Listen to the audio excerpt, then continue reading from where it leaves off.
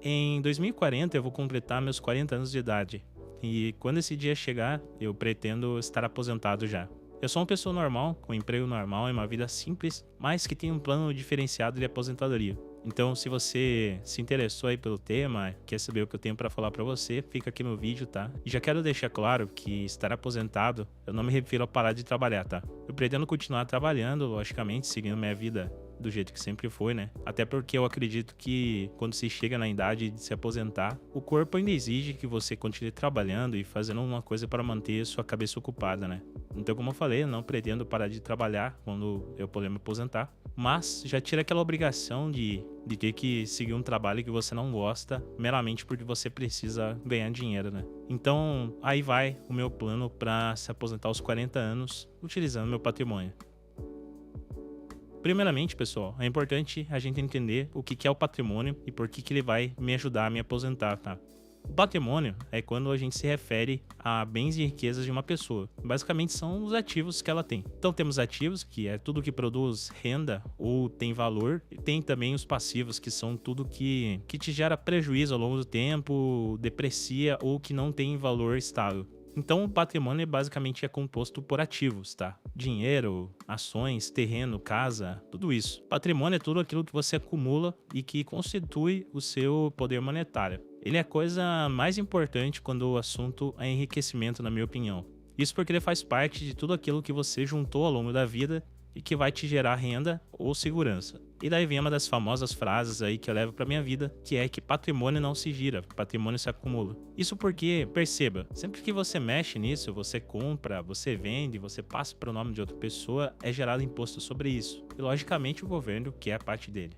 Então, quanto mais quieto você deixar um patrimônio, menos ele tende a ser corroído por esses ruídos de mercado, tá? Por movimentações. Então, patrimônio não se gira, pessoal. Patrimônio se acumula. E essa é a minha filosofia básica. Eu acumulo patrimônio. E como que eu tô acumulando esse patrimônio? Basicamente, eu trabalho, eu faço meus aportes e eu espero. É o famoso trabalho, aporte e tempo. Com isso, você tem um aumento do seu patrimônio, né? Ao longo do tempo ali. E não tem jeito, o patrimônio ele leva tempo para ser acumulado e ele depende principalmente do seu trabalho, da sua fonte de renda. Então, quando você ganha seu salário no final do mês, você separa ali o que você tem de gasto mensal e o que sobra você faz um aporte ali para você estar aumentando o seu patrimônio. Nada vai determinar mais o seu enriquecimento do que o quanto você aporta por mês. O aporte é tão importante quanto aonde você vai aportar esse dinheiro. Não importa onde seu patrimônio está. O que importa realmente é você estar cada vez fazendo o seu patrimônio aumentar mais e mais. Logicamente, você não vai deixar seu patrimônio em algum lugar que ele corra risco, né? Em algum lugar que ele deprecie nem nada. Então, eu foco em estudar,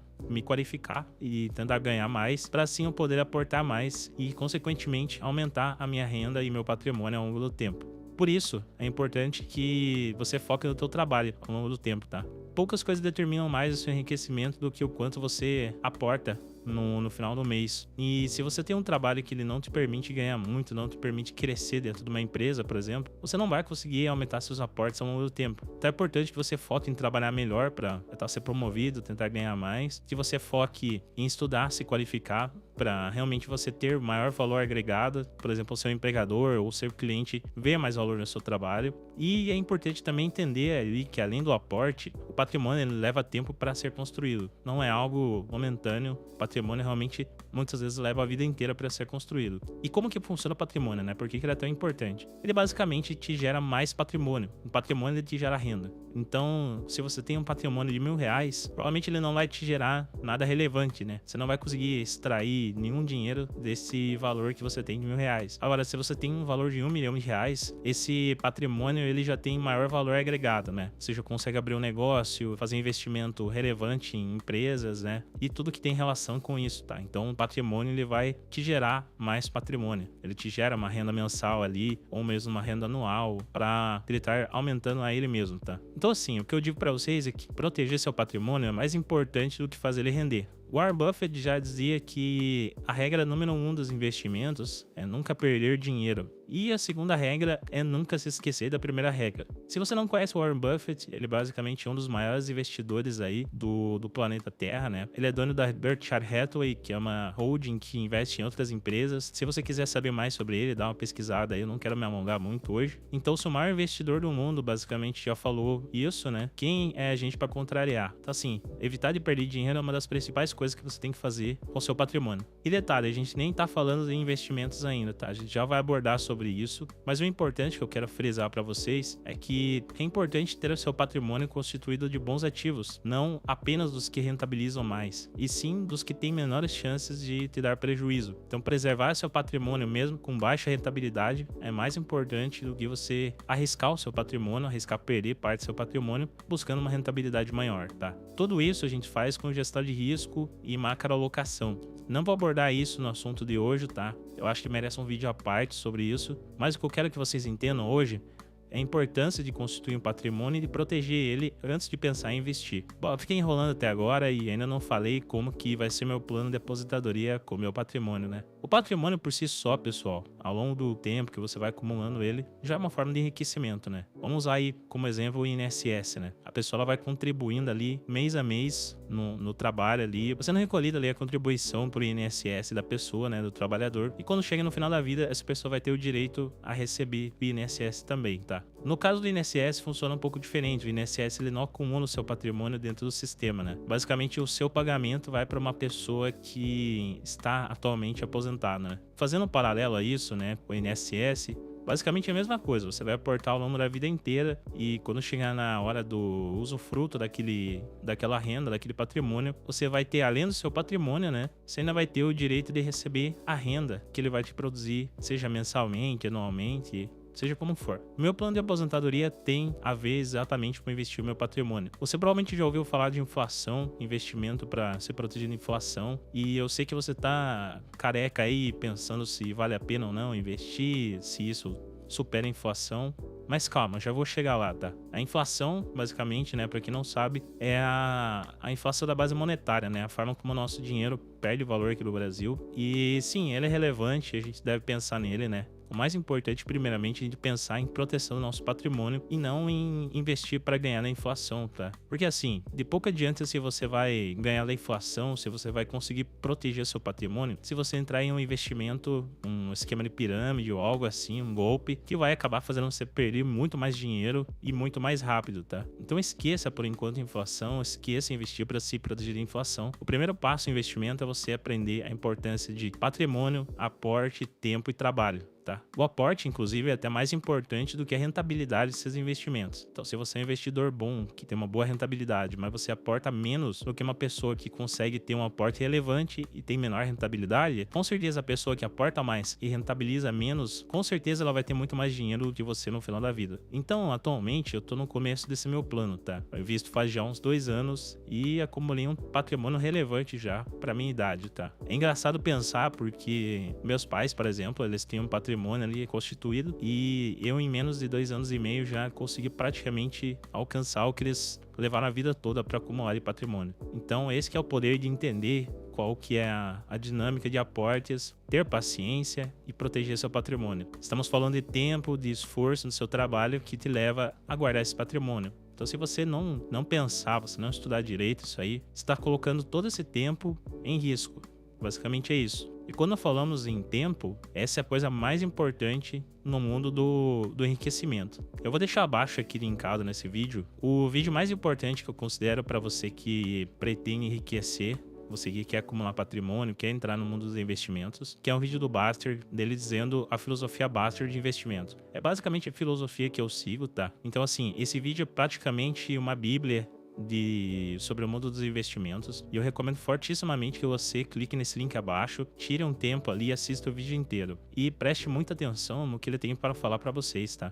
Basicamente é o que eu sigo durante esses 2 anos e é o que tem me feito acumular patrimônio. Realmente para mim funcionou. Então ali no vídeo ele vai tocar no assunto, né, da importância do tempo e como isso afeta a formação dos juros compostos. Juro composto é basicamente o efeito de juro que vai fazer você enriquecer, tá? Juros compostos basicamente são juros sobre juros. E ao longo do tempo, dos meses, dos anos, das décadas, esses juros com certeza vai crescer de uma forma explosiva, como a gente chama, de uma forma exponencial, e vai te gerar riqueza, tá? Então, o tempo é uma das coisas mais importantes. Na equação de enriquecimento, a rentabilidade é uma das coisas menos importantes. As coisas mais importantes são o quanto você aporta por mês, o seu patrimônio e quanto tempo você consegue deixar tudo isso parado, sem ficar mexendo, vendendo, tocando, qualquer outra coisa. Porque sempre que você mexe no seu patrimônio, aquilo te gera custo. E esse custo dilui, além de, claro, interromper o ciclo do tempo, da função exponencial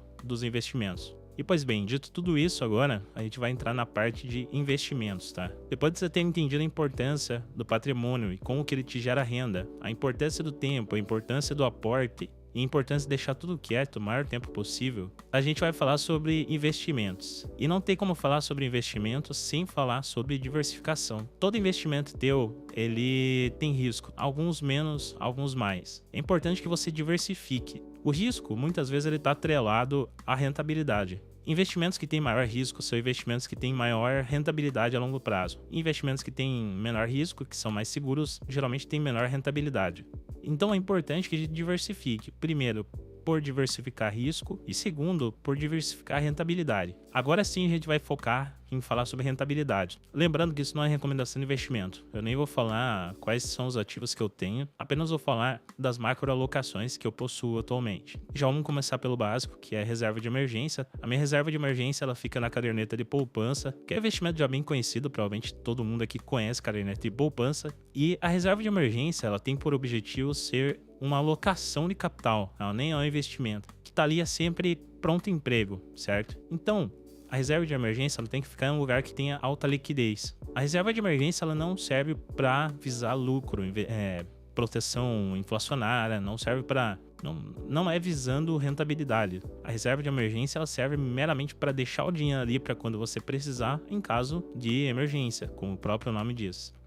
O próximo investimento que eu tenho, que foi um investimento que eu comecei no mundo dos investimentos, foi a renda fixa. E eu, no meu caso em específico, eu tenho títulos do Tesouro, tá? Títulos do governo. São títulos que têm, como dizem, o risco soberano, tá? São um dos títulos mais seguros do país. E, fazendo um paralelo a ele, você também pode investir em CDBs, né? Que são certificados de depósito bancário. Eles têm um pouco mais de risco e a rentabilidade bastante parecida. Porém, eles são um pouco menos chatos. Ele tem a liquidez um pouquinho maior, tá? Em alguns casos, comparado com o Tesouro, tá? Então, realmente é questão de você estudar, pesquisa um pouco sobre títulos do Tesouro e certificados de depósito bancário aí, que são os CDBs, né? E eu diria que tanto faz um ou outro. É importante que você estude e escolha em qual que você vai querer deixar e se você vai querer aportar em renda fixa, tá? Basicamente existem duas classes de ativos no Brasil, que são renda fixa e renda variável. A renda fixa são empréstimos que você faz para instituições, no caso, o governo ou os bancos. E esses empréstimos, eles têm tempo definido e têm retorno garantido, digamos assim. Só que são retornos mais baixos. Já na renda variável, a gente fala em ativos como ações, fundos listados em bolsa e diversos outros ativos que têm uma volatilidade maior, como o próprio nome diz, né? Renda variável, ela varia, né? Eles têm um risco maior, porém tem uma rentabilidade muito maior a longo prazo, aí se você for comparar, tá? E antes de você entrar em renda variável, que eu já diria que é um tópico um pouco mais avançado, comece a pesquisar sobre investimentos da parte de renda fixa, para você entender como é que funciona, você sentir, quem sabe até mesmo você entrar na parte de renda fixa primeiro e posteriormente você ir para renda variável. Na parte de renda variável, você tem que ter um pouco mais de estômago. Por exemplo, ações. As ações são partes de empresas, né? Você basicamente investe seu capital e a empresa não tem nenhuma obrigação de te devolver esse dinheiro. Ela basicamente te dá uma parte de participação acionária minoritária ali. E se o negócio dela for bem ao longo do tempo, você vai se beneficiar disso, seja com o aumento da sua participação, do valor da sua participação acionária, ou com a rentabilidade ali que ela pode te distribuir por meio de proventos, né? Sejam dividendos ou juros sobre capital próprio.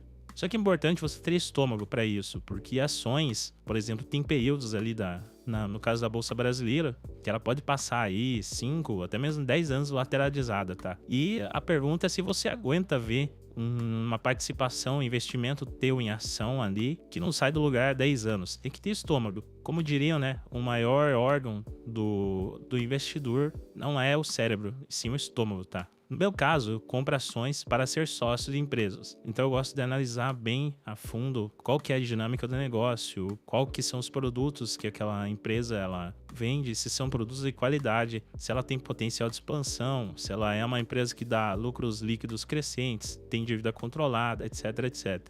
Aqui já é um tópico mais avançado, tá? Ações já são um investimento um pouco mais avançado. Se você quiser, você pode começar por ETFs, tá? Que fazem parte da renda variável, só que são um pouco menos arriscadas. Isso porque você está alocando ali em uma cesta de ações e não uma ação específica. Então você tem menos responsabilidade de ter que escolher um ativo que vai dar certo. Você vai ter uma cesta de diferentes ações e diferentes empresas que são escolhidas por um critério e que você simplesmente aloca e nem se preocupa se elas estão indo bem, se elas estão indo mal. Isso porque o resultado daquele ETF, né, daquela cota daquele ETF vai ser a média do mercado, vai ser a média de todas as empresas, tá? Tanto as que foram bem quanto as que foram mal. Então, eu diria que se você está começando em renda variável, comece a estudar por ETFs e se você gostar da ideia, você permanece nos ETFs e se você ainda quiser incrementar um pouco mais, você pode ir para o Stock Picking, tá? Que realmente vai exigir um pouco mais de estudo, que é o que eu faço. E é importante quando você vai para renda variável que você esqueça a cotação. Você não fique acompanhando notícia, nem mídia, somente acompanhe a sua empresa ou o seu ativo que você está investindo.